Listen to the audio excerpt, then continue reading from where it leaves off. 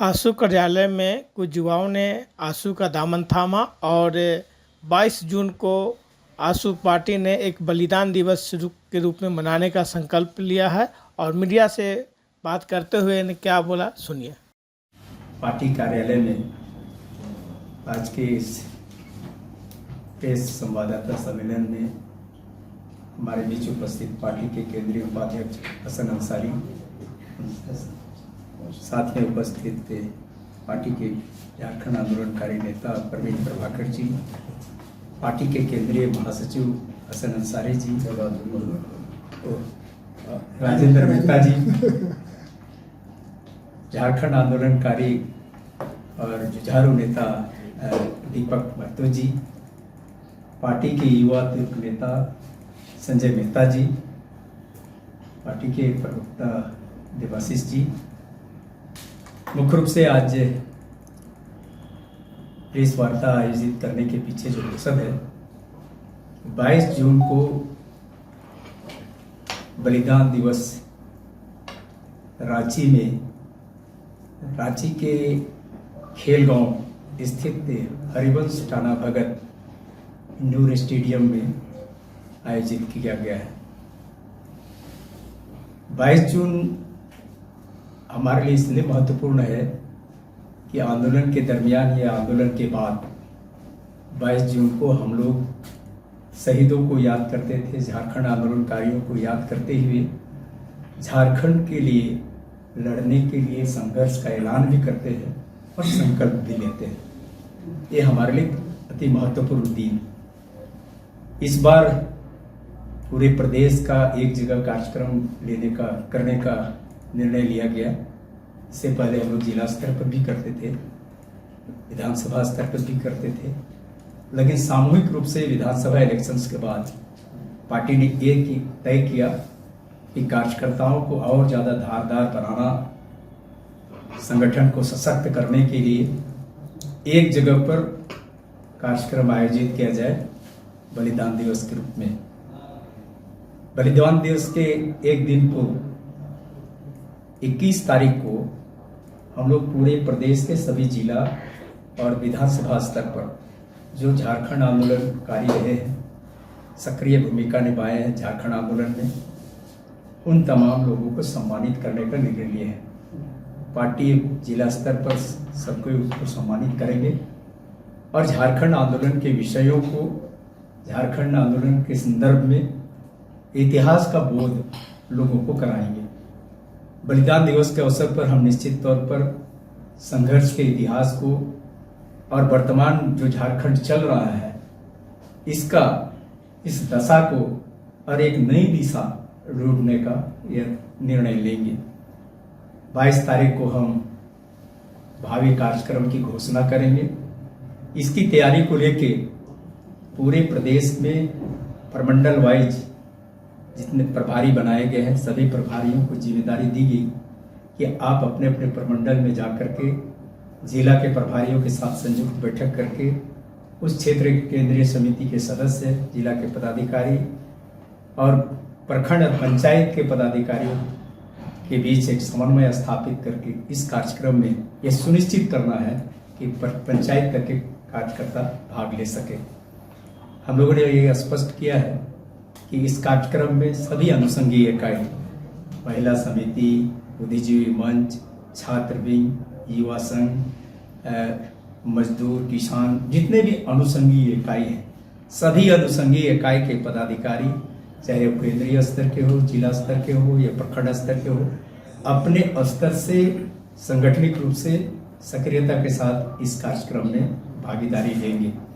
इसके प्रचार और प्रसार के लिए सभी जिला को निर्देश दिया गया है कि अपने क्षेत्र में होर्डिंग के माध्यम से, सोशल मीडिया के माध्यम से, दीवार लेखन के माध्यम से जनता तक इस कार्यक्रम के बात को, इस कार्यक्रम के उद्देश्य को पहुंचाएं और बताएं। अभी तक का जो समीक्षात्मक है, हम लोगों ने विभिन्न, जैसे हसन जी पलामू प्रमंडल घूम करके आए, हम छोटा नागपुर संथाल प्रमंडल में थे, संथाल परगना प्रमंडल में थे, राजेंद्र जी रांची के हमारे संजय मेहता जी कोडरमा क्षेत्र के उत्तरी छोटा नागपुर में, दीपक जी सिमडेगा कोटी के इलाके में, सब कोई समीक्षा करके एक बैठक करके यहाँ पर उपस्थित हुए हैं। और एक निश्चित तौर पर कह सकते हैं कि यह कार्यक्रम ऐतिहासिक होगा। और जो हमारे कार्यकर्ता जिनके अंदर में आंदोलन का बोध नहीं है, इतिहास का बोध नहीं है, लोग समझते हैं कि झारखंड दान में मिला हुआ है, लेकिन ये बलिदान में मिला है। इस बात को बताना पड़ेगा। झारखंड लोगों के, झारखंडियों के बलिदान से ही बना है। आज भी झारखंड, झारखंडी और झारखंडियत का सवाल आज भी हल नहीं हो पाया। झारखंड लेने के पीछे ये उद्देश्य था कि झारखंड बनेगा तो यहाँ के लोगों का, चाहे युवा है तो उनको रोजगार, यहाँ के लोगों को पहचान ये मिल पाएगा। ना तो पहचान मिल पा रहा है, ना रोजगार मिल पा रहा है, ना ही हमारे संसाधन ही बच पा रहे हैं। तो चौतरफा अभी झारखंड में लग रहा है जिस तरह से लूट तंत्र स्थापित है। हम लोग 22 जून को इन तमाम बिंदुओं पर विस्तार से मंथन करेंगे और भावी कार्यक्रम की घोषणा करेंगे। हम चाहेंगे कि इस विषय पर हमारे प्रवीण प्रभाकर जी भी अपनी बात को रखें। ये नाम रखा कि पूरा झारखंड आंदोलन अगर हम पलट कर देखते हैं तो झारखंड आंदोलन पूरे देश में चलने वाले किसी भी आंदोलन से इसका संघर्ष कहीं ज्यादा रहा। 50 साल से ज्यादा संघर्ष हम मानते हैं। और इस संघर्ष में अलग राज्य के लिए, झारखंडी जनता के लिए, झारखंडियत के लिए जो कुर्बानी दी गई, शहीदों ने दी कुर्बानी, युवाओं ने दी, छात्रों ने दी। और खासकर जब से आजसू बना, आजसू के बनने के बाद पूरे झारखंड आंदोलन में एक नया टर्न हुआ। झारखंड आंदोलन को केंद्र सरकार से मान्यता मिली आजसू के आंदोलन के बाद। आजसू के संघर्ष के बाद और वार्ता के बाद अलग राज्य का रास्ता खुला। तो कहीं न कहीं उन शहीदों और उन युवाओं की कुर्बानी को हमको याद करने का ये सही समय है इस बलिदान दिवस के माध्यम से। और झारखंड में जो 25 साल अब हम एक ऐसे पड़ाव की ओर बढ़ रहे हैं जब एक पूर्ण युवावस्था की ओर झारखंड आगे बढ़ रहा है। तो ऐसे समय में एक आत्ममंथन का भी समय है कि हमको ये पलट कर देखने की जरूरत है, आत्ममंथन करने की जरूरत है कि जिस झारखंड का सपना शहीदों ने देखा था, क्या वो सपना साकार हुआ है? क्या वो सपना जनता की नजर में जनता ये समझती है कि जो इस आकांक्षा के साथ झारखंड के लिए उसने लड़ाई लड़ी थी, उस लड़ाई को हम पूरा कर पाए हैं? तो इन सभी सवालों का मंथन हम लोग करेंगे 22 जून को हरिवंश टाना भगत स्टेडियम में। और वहां से एक नई हुंकार आजसू देगी पूरे झारखंड राज्य के लिए, झारखंडी जनता के लिए, छात्रों युवाओं के लिए, झारखंड के नव निर्माण के लिए। झारखंड का जो लड़ाई है अभी हमारी अस्मिता का, हमारी पहचान का और विकास का जो संघर्ष है उसके लिए एक नया हुंकार वहां से आजसू पार्टी देगी। रखा प्रवीण जी ने रखा। निश्चित तौर पर 22 जून आजसू पार्टी के लिए बहुत महत्वपूर्ण है। 22 जून 1986 को हुई आजसू का गठन हुआ था और वही दिन 1986 ही इस राज्य के गठन के लिए एक मील का पत्थर साबित हुआ। हजारों युवाओं ने अपने जानों की कुर्बानी दी, बहुत सारे बेघर हुए, बहुत सारी विधवाएं हुई, बहुत सारा यतीम हुआ। लेकिन वर्तमान समय में जो एक और झारखंड नामधारी दल जो आज के डेट में सत्ता पर काबिज है, दुर्भाग्य है कि आज भी झारखंड आंदोलन के आंदोलनकारी हाशिए पर हैं। सरकार ने उसकी कोई सुध नहीं ली है। बहुत सारे लोग आज भी मौलिक समस्याओं से जूझ रहे हैं। हम इन विषयों को भी इस अपने स्थापना दिवस में उठाएंगे। और हमने देखा है विशेष तौर पर, अभी हम पलामू प्रमंडल के दौरे पर थे, 3 जिलों का हमने दौरा किया, गढ़वा, पलामू और लातेहार। काफी उत्साह है लोगों में, युवाओं में विशेष तौर पर उत्साह है, क्योंकि ये सरकार बिल्कुल अराजकता की स्थिति में राज्य को चला रही है।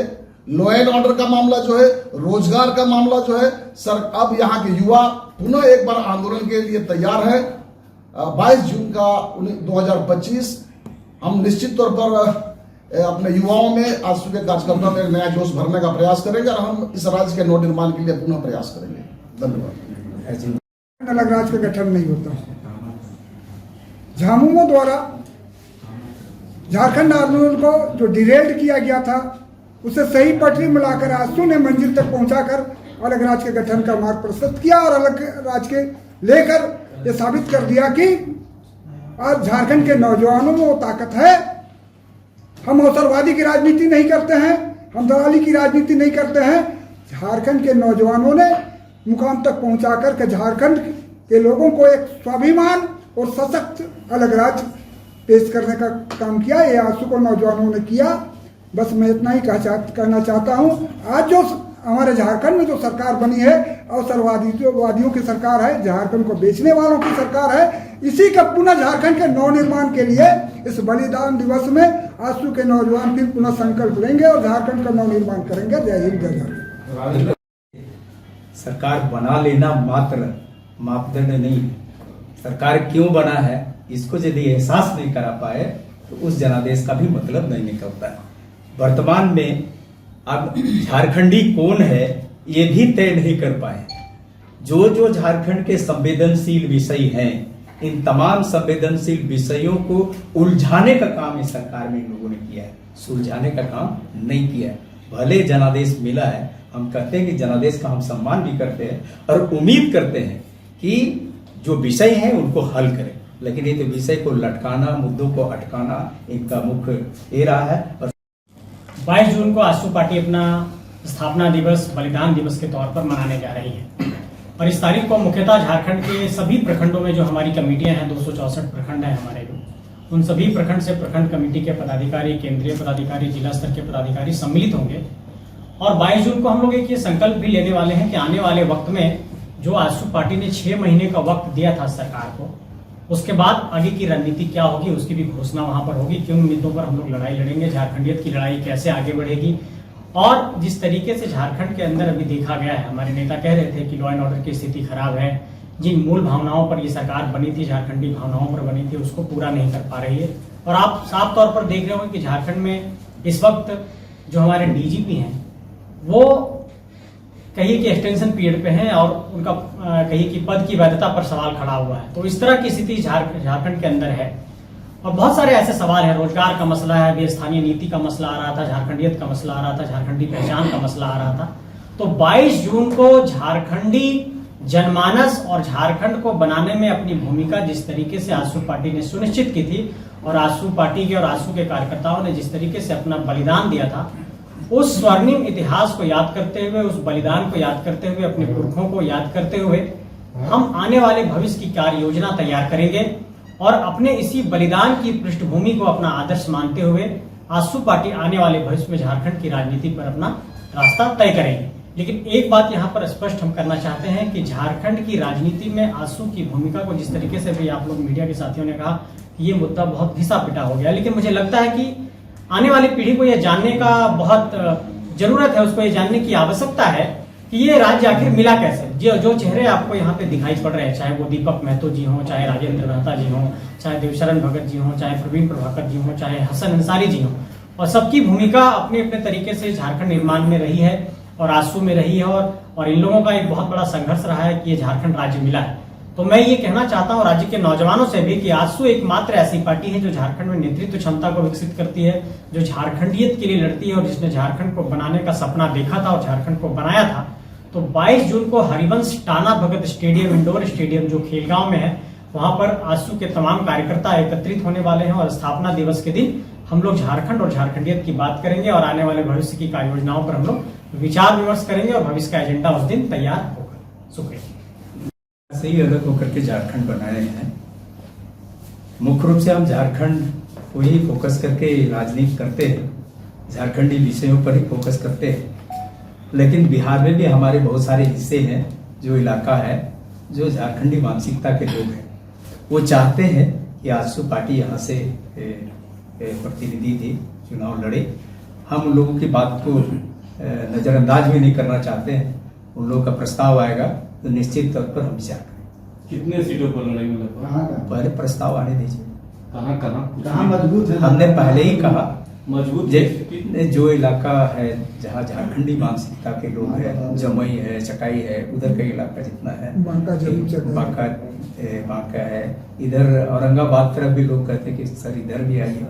कोई तो सिवान से भी कह रहा है कि हम भी लड़ना चाहते हैं। माने लोग उत्सुक हैं, पार्टी के प्रति लोगों का रुझान है। लोग चाहते हैं कि बिहार में भी आप लोग यहाँ ये करें।